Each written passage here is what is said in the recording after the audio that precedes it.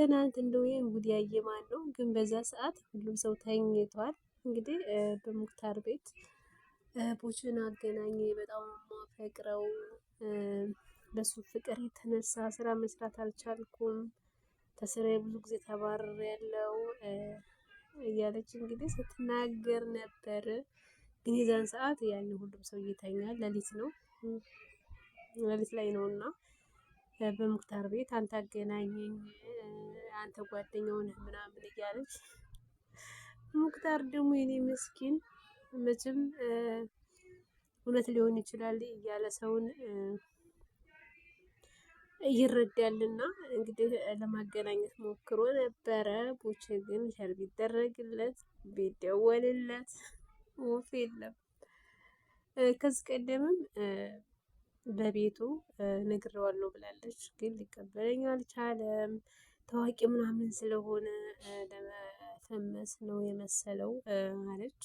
እና ሲጀመር እኮ ማለት ነው ዶችዬ እንደው የምር እንኳን እቺ ወይ ምንድን ነው ቦችን ተገድፋ ለፈመስ ፈልጋ ሊሆን ይችላል፣ የእውነትም አፍቅረውም ሊሆን ይችላል። ግን የምርም እኮ የሚያፈቅር ሰው አለ፣ የሚዲያ ሰው የሚያፈቅር አለ። እና በቃ የሆነ ለመፈመስ እየመሰላቸው ሰውን አይረዱም።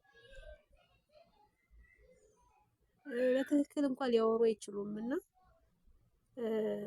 በቃ የሆነ አርቲስት የህዝብ ነው ወይም ደግሞ በቃ ታዋቂዎችም የህዝብንን ምናምን ህዝብ እንረዳለን ምናምን በትክክል እንኳን መቼ ያዋራሉና ነው። እና ቦቼ በትክክል እንኳን ሊያዋራኝ አልቻለም እያለች ነበር። እና ሊያወራት ይገባ ነበር በነገራችን ላይ ሰውን ለመረዳት አንዳንድ ጊዜ ግልጽ ለመሆን ምናምን የሆነ በቃ ብቻ አላቅም፣ ግን በቃ ምን እንደምል አላቅም። ፈሜሶች ሲባሉ የሆነ ለመፈመስ ነው የሚመስላቸው ሰው ወደ እነሱ ከመጣና ያሳዝናል። ልጅቷ እንግዲህ ተዋርዳ ነው የወረደች። እኔ በጣም ነው እየገረመኝ ማለት ነው ያሳቀች። ከመጀመሪያው እስከ መጨረሻው ነበርኩኝና እና ወዶች ለዚህ ቻናል አዲስ ካላችሁ ሰብስክራይብ፣ ላይክ፣ ሼር አድርጉ። እንደው የሚዲያ ሰው ማለት ነው እንደው አፈቀርን ብለው ባይናገሩ ነው የሚሻላችሁ። አንደኛ እንደዚህ ብለው ሊፈምሱ አይችሉም። ለመፈመስም ከሆነ አፍቅረውም ከሆነ በዚህ መንገድ ሊያገኟቸው አይችሉም። የምሬን ነው የምላችሁ። በጣም ነው የሚንቁት የሚያንቋሽሹትና እኔ እነሱን እያልኩ አይደለም። ሙራድ የምር በጣም ነው ምስኪን ነው። ያኒው ሊያገናኛት ሞክሯል። ሸር አድርጎለታል፣ ሸር አድርጓል፣ ደውሎለታል።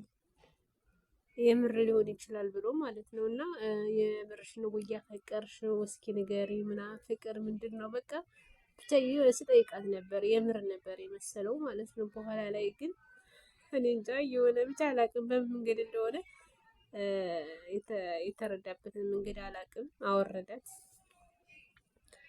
እና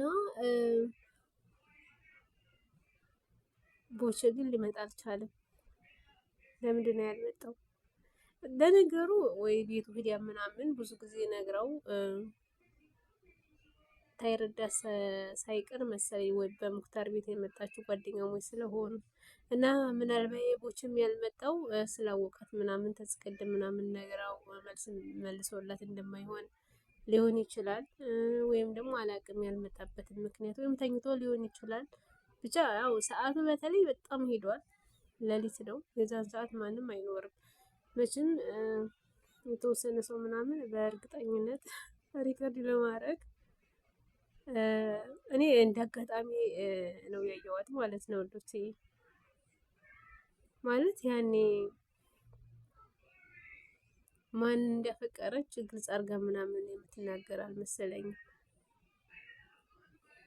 ከዛ አገናኝሻለሁ ምናምን ብሎ እርግጠኛ ሲሆንላት ነው እንግዲህ ማንነቱን የተናገረችው።